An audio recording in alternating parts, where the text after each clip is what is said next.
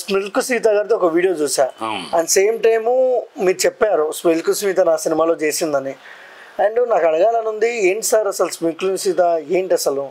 silk Smitha చాలా మంచి అమ్మాయి అసలు పేరు విజయ ఆ అమ్మాయి చిన్న చిన్న వేషాలు వేస్తూ ఉండేది ఛాయాదేవి గారి ఇంట్లో ఉండేది అప్పుడు నేను కో డైరెక్టర్గా ఉన్నప్పుడు కూడా 1-2 సినిమాల్లో అమ్మాయిని పిలిచి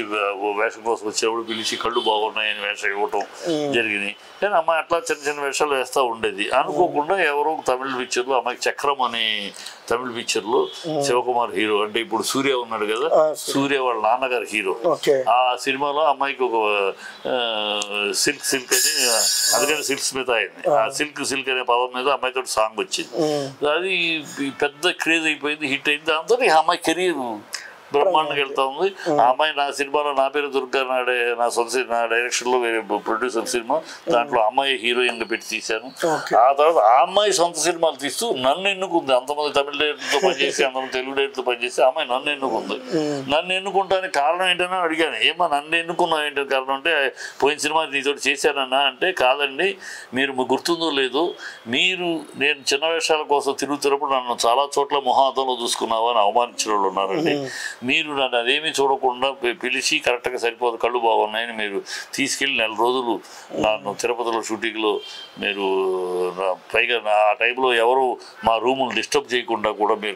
మీరు వార్నింగ్లు ఇచ్చి ఎవరికాడ ఆ రూమ్లో ఎవరు రాత్రులు తలుపు తట్టాలి కానీ చేయకూడదని వార్నింగ్లు ఇచ్చి బంగారాలాగా చూసుకున్నారు నాకు ఆ రోజు నుంచి మీ మీద మర్యాద నన్ను అందరూ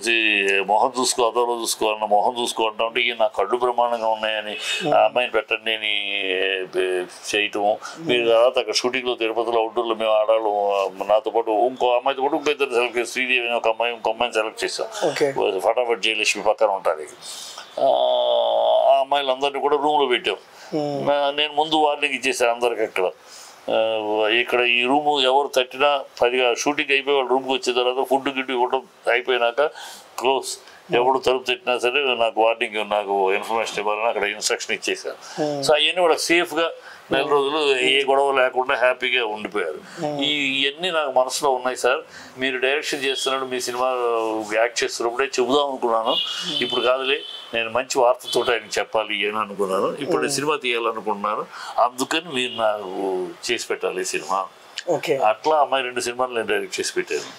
అట్లా బాగా స్నేహం తర్వాత ఆఖరిలో కూడా చనిపోవడానికి ముందు కూడా నా రైతు భారత సినిమాలో నా సొంత సినిమాలో ఒక సాంగ్ కావాలంటే మెడ్రాస్ నుంచి వచ్చి నా కోసం ఆ సాంగ్ చేసి వెళ్ళింది